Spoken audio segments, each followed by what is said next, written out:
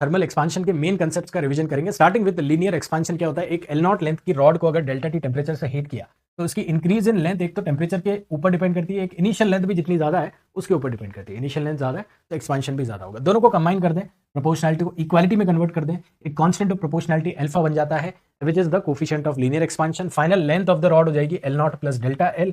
तो आपकी final length का ये फॉर्मूला आपको याद भी होगा शायद, where alpha is of course the coefficient of linear expansion. इसके यूनिट्स और डायमेंशंस भी आपको याद में रखने। अब ये है लीनियर एक्सपांशन। उसी तरह से आपका एरिया में यानी कि एरियल एक्सपांशन जिसको सुपरफिशियल एक्सपांशन भी बोलते हैं, वहां पे आपका बीटा आ जाता है which is the coefficient of areal expansion.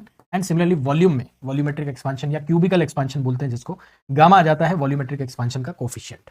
ठीक है, अब किसी सिचुएशन में डेंसिटी अगर चेंज हो रही है, क्योंकि वॉल्यूम इंक्रीज कर रहा है, लिक्विड है सपोज, वॉल्यूम इंक्रीज कर रहा है, वॉल्यूम इंक्रीज कर रहा है तो डेंसिटी आपका डिक्रीज करता है, क्योंकि मास कांस्टेंट रहता है। बच्चों मास क्या है, initial mass and final mass equal है। Conservation of mass principle use करके आप ये इक्वेशन बना सकते हैं जिससे आपको final density rho in terms of initial density rho naught, ये फॉर्मूला आ जाता है which is a formula without any approximation.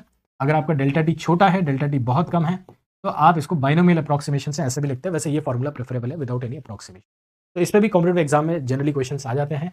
And आपका एक और कंसेप्ट जो कि आपको अल्फा बीटा गामा का रेशियो है और आइसोट्रोपिक बॉडी। आइसोट्रोपिक बॉडीज क्या होती है बच्चों, जिनकी सारी प्रॉपर्टीज आइडेंटिकल हैं in all the dimensions x y z में। जैसे कि मेटल्स का एक प्रॉपर लैटिस स्ट्रक्चर होता है तो एक्स वाई जेड डायरेक्शन में सिमिलर प्रॉपर्टीज होती है, सेम प्रॉपर्टी होती है। तो अल्फा बीटा गामा का रेशियो 1:2:3 होता है ना। Very important concept, very basic also, might be knowing it. एक एन आइसोट्रोपिक मटेरियल या नॉन आइसोट्रोपिक मटेरियल में क्या हो जाता है, फिर उसमें हो जाता है beta equal to alpha x plus alpha y and gamma equal to alpha x plus alpha y plus alpha z, है ना। इस पे क्वेश्चन भी आया हुआ जेईई मेन में। तो alpha x alpha y alpha z तीन डायमेंशंस में आपके कोफिशिएंट ऑफ लीनियर एक्सपांशन है। और अगर तीनों सेम है, ध्यान देना, alpha plus alpha plus alpha, तो वो 3 अल्फा हो जाता है, बीटा हो जाता है 2 अल्फा। उस तरह से कंसेप्ट यूज होता है ना। And last but not least आपके इस चैप्टर में एक थर्मल स्ट्रेस पे भी क्वेश्चन आए हुए हैं। तो वैसे तो इस टॉपिक में बहुत सारे टाइप के क्वेश्चन है, एक वीडियो भी मैंने बना रखा है, उसको देख लेना एक्सप्लोर करने के लिए किस तरह के क्वेश्चन आते हैं। बट इस थर्मल स्ट्रेस में क्या होता है, अगर आप इसको हीट कर रहे हो रॉड को, तो एक फोर्स डेवलप हो जाता है जो कि वॉल्स पे लगाती है। वो फोर्स कैसे निकालेंगे, तो फोर्स निकालते हैं अपन stress which is force by area का concept and strain which is delta L by L, यानी कि इस केस में अल्फा डेल्टा टी का कंसेप्ट। इन दोनों को रिलेट करता है आपका ये स्ट्रेस अपॉन स्ट्रेन क्या होता है, याद है, यंग्स मॉडुलस का कंसेप्ट।